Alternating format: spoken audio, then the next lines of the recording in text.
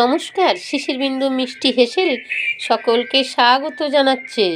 শুভ মকর সংক্রান্তি শুভেচ্ছা জানালাম সকলকে। এখানে দেখুন, এই জলে আমি এই কড়াইতে গাজরের ক্ষীর করেছিলাম। এতে জল দিয়ে দিয়েছি, নুন দিয়ে দিয়েছি। গাজরের ক্ষীরটা কিভাবে করেছি দেখতে হলে ভিডিওটা দেখে নেবেন। আমি ছেড়েছি গাজরের ক্ষীর বলে, আর ইউনিক পাটিসাপটার নামে ছাড়া আছে, দেখে নেবেন। চালের গুঁড়িটা দিয়ে দিয়েছি।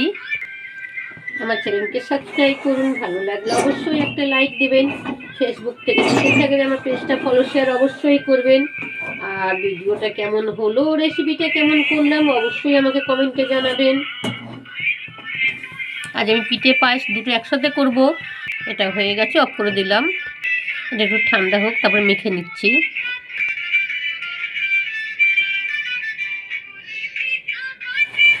একটু ময়দা হাত করে নিচ্ছি।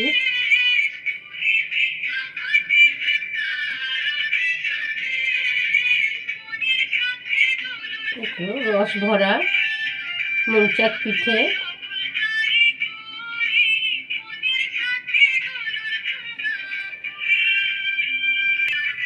একটা সোন দিয়ে, কিছুই না, একটা সোন দিয়ে এরকম করে নেব। মৌচাক, রস ভরা মৌচাক পিঠা।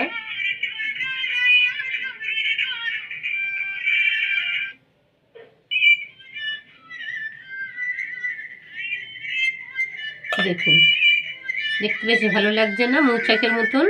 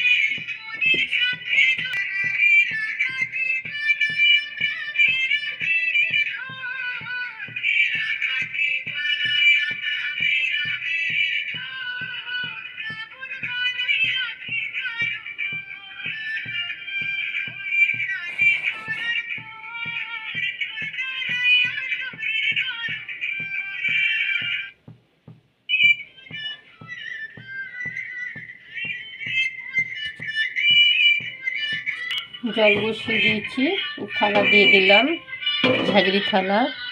এখানে একটু ফুড কালার, সামান্য একটু জলে ময়দা দিয়ে ফুড কালার গুলে নিয়েছি।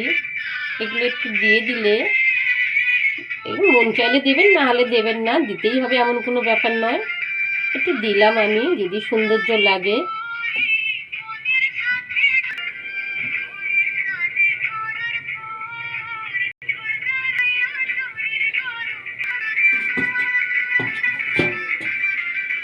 গোবিন্দভোগের চাল ধুয়ে রেখেছি, দুধে দিয়ে দেবো।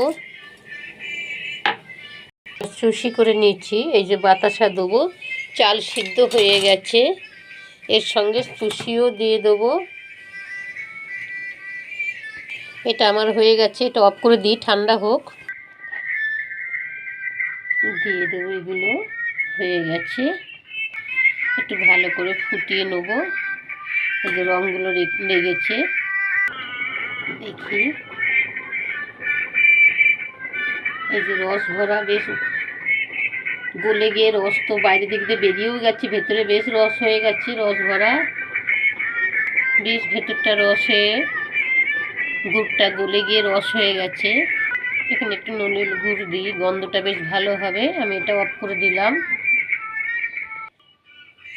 এই হলো আমার বাড়ি 2026-এর পিঠে পুলি। অবশ্যই আমাকে কমেন্টে জানাবেন। অনেক অনেক অনেক ধন্যবাদ।